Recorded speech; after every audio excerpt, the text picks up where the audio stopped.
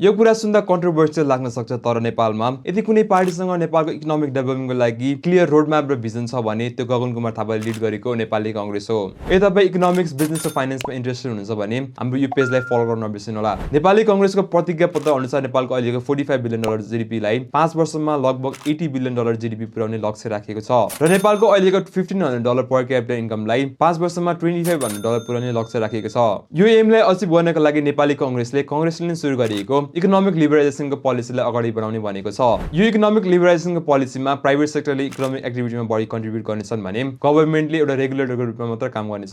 नेपाली कांग्रेसले अबको 5 वर्षमा दुईवटा सेक्टरमा बढी फोकस हुने भनेको छ। पहिलो हो आईटी सेक्टर र सेकेन्ड हो म्यानुफ्याक्चरिङ सेक्टर। नेपाली कांग्रेसले आफ्नो प्रतिज्ञा पत्रमा स्मल र मिडियम साइज इन्डस्ट्रीहरूलाई फोकसमा राखेर आफ्नो पोलिसीहरू बनाउने भनेको छ। लामो इतिहास बोकेको र देशको मेजर रेभोल्युसनमा पार्ट लिएको नेपाली कांग्रेसले के देशको इकोनोमिक रेभोल्युसनलाई पनि अगाडि बढाउन सक्ला त?